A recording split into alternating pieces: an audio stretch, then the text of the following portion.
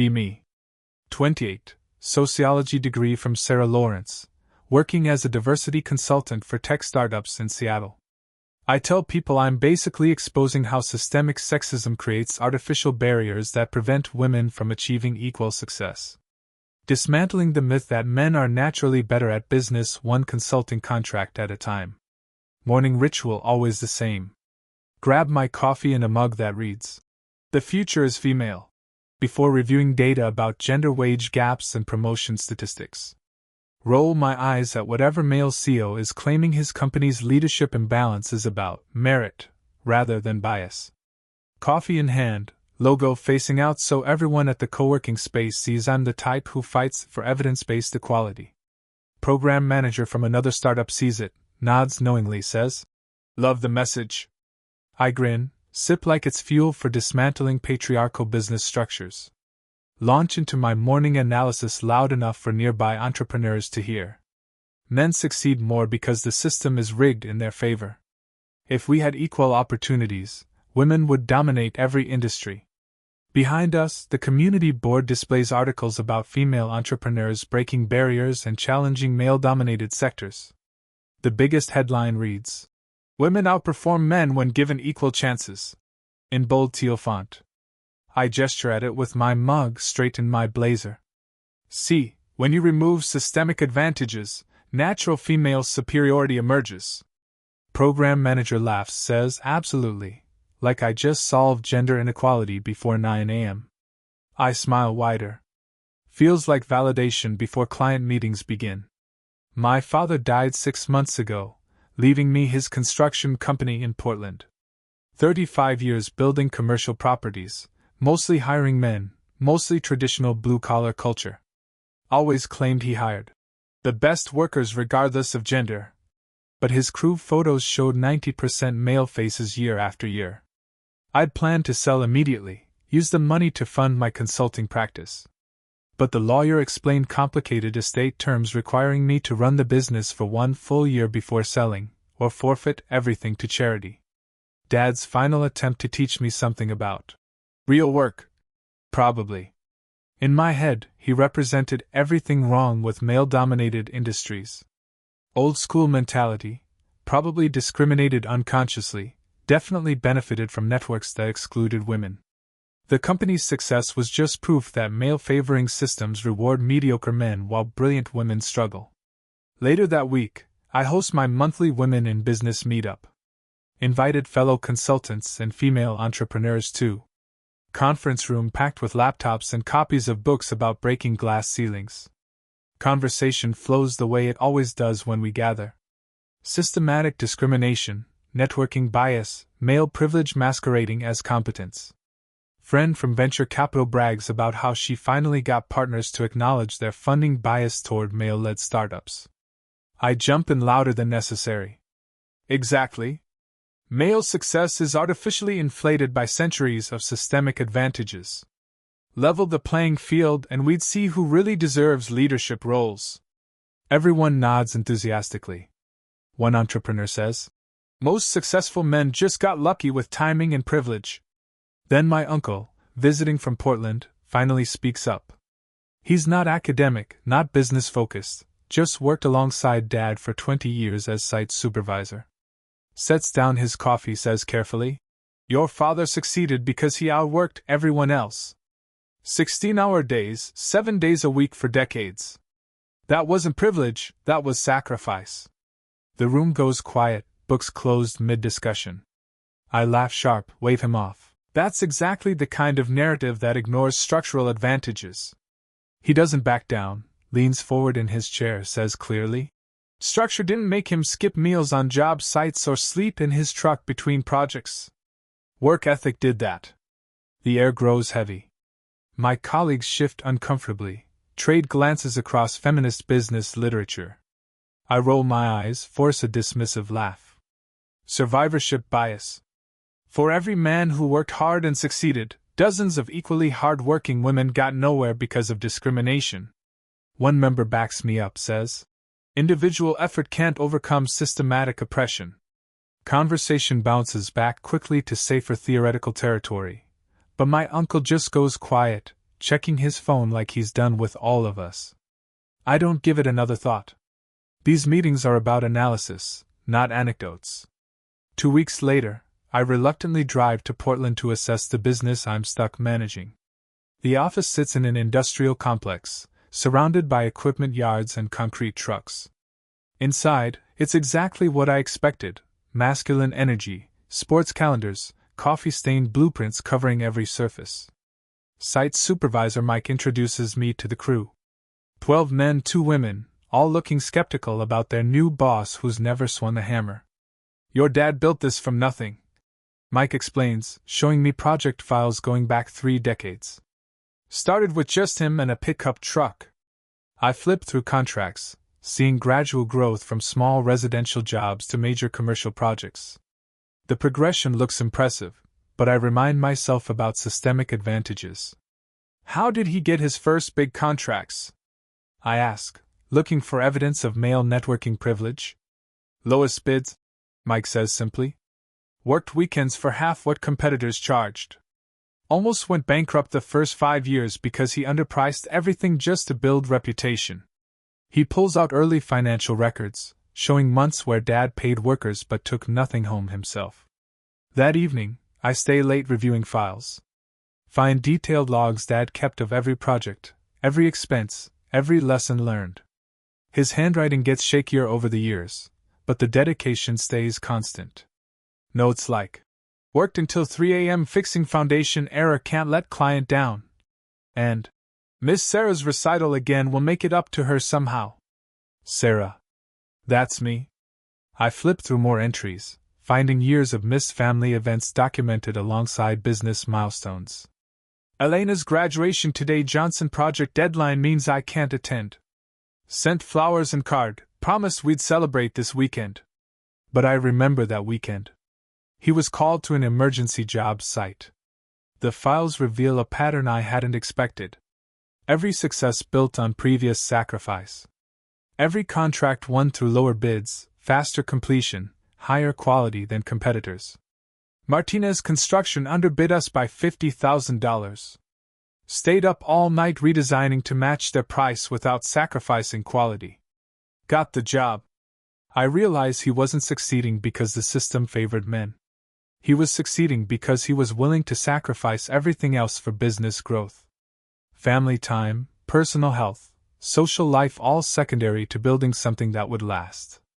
Next morning, I shadow the crew on an active job site. Massive office complex, tight deadline, everything coordinated with military precision. Workers arrive at 6 a.m., some having driven 2 hours in traffic. Mike explains the schedule.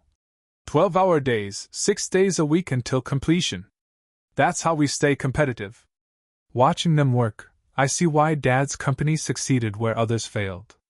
While competitors might send skeleton crews to multiple projects, his team commits fully to one job at a time.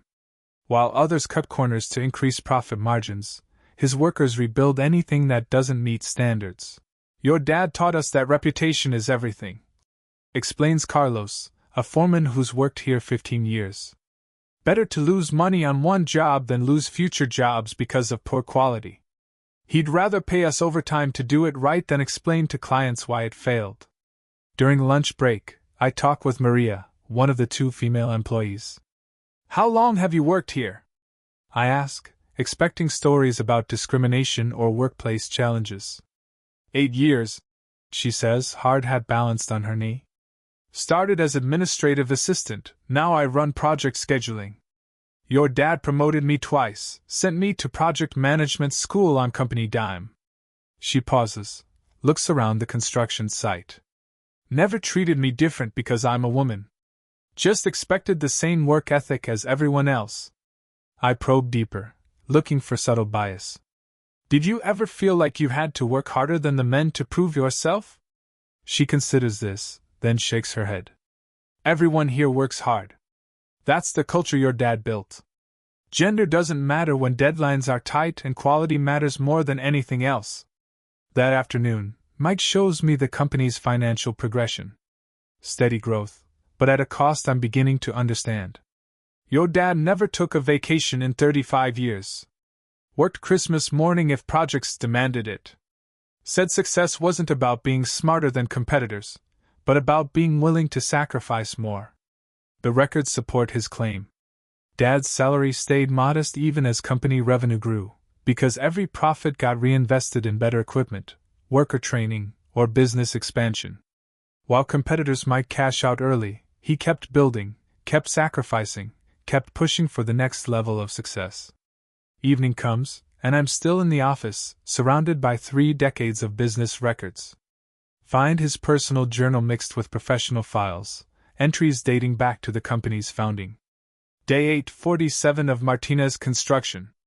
16-hour day again. Elena asked why I missed so many dinners. How do I explain that missing dinners today means she'll have college tuition tomorrow? Another entry years later. Competitor got the Johnson contract because they had better equipment. Spending everything on new excavator. Elena won't understand why we can't afford that European trip she wants, but this investment will pay off in 5 years. He was right. The Johnson contract led to 3 more major projects. I keep reading, seeing pattern after pattern of immediate sacrifice for long-term gain. Elena says I work too much, that successful people should have work-life balance. Maybe she's right, but balance doesn't build companies. Obsession builds companies. Balance maintains them. His words sting because I'd always criticized his absence, his workaholic tendencies, his inability to prioritize family over business. Never understood that his absence was investment, not neglect. Final entry, just weeks before his death. Elena thinks men succeed because society favors us. Maybe that's partly true. But I succeeded because I was willing to give up everything else. Competitors went home at 5 p.m. I worked until midnight. They took weekends off. I worked Saturdays and Sundays. They prioritized personal life. I prioritized building something permanent. He continues. Not saying this is healthy or balanced or right.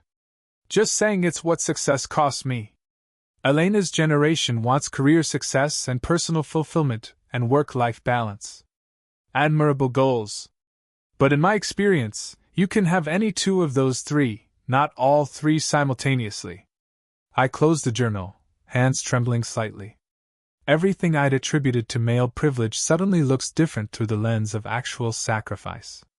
Dad didn't succeed because society handed him advantages. He succeeded because he was willing to pay prices that most people, male or female, wouldn't accept. The next morning, I call my uncle, the one who challenged me at the meetup. You were right about Dad working harder than everyone else, I admit.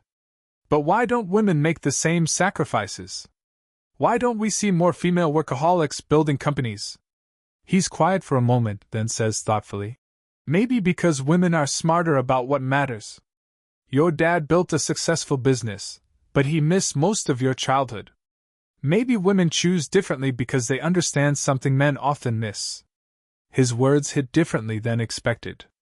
You mean women might be less successful in business because we prioritize other things? The question feels dangerous, challenging everything I've built my consulting practice on. Maybe, he says carefully. Or maybe success means different things to different people. Your dad defined success as business growth. Your mom defined it as family connection. Neither was wrong, but they couldn't both choose the same priorities. I spend the rest of the week running Dad's company, making decisions about contracts and crew schedules. Each choice reveals trade-offs he faced for 35 years. Accept the project that requires weekend work. Disappoint family but grow business. Hire more workers to reduce individual workload. Decrease profit margins and slow expansion. Every decision demands sacrifice. Every success costs something else. The revelation hits during a late-night planning session, alone in his office, surrounded by blueprints and coffee cups. Men might achieve more traditional business success not because society favors them, but because they're more willing to sacrifice everything else for that specific definition of achievement. Women might achieve less traditional success not because we're discriminated against, but because we're often unwilling to pay the same prices. We want success and balance and fulfillment. Men like Dad wanted success, period, regardless of cost. Neither approach is wrong. But they lead to different outcomes. Sitting in his chair, looking at photos of projects he built through decades of sacrifice, I finally understand what he tried to teach me. Success isn't about privilege or discrimination or systematic advantages. Success is about what you're willing to give up to get what you want. And maybe, just maybe, women are too wise to give up as much as men traditionally have. Maybe our lower achievement rates reflect better priorities, not fewer opportunities. Maybe the future isn't about women becoming more like successful men. Maybe it's about redefining success to include the things women have always valued: connection, balance, fulfillment alongside professional achievement. Some victories aren't worth winning if they cost everything else. Even when those victories look exactly like the success you thought you wanted.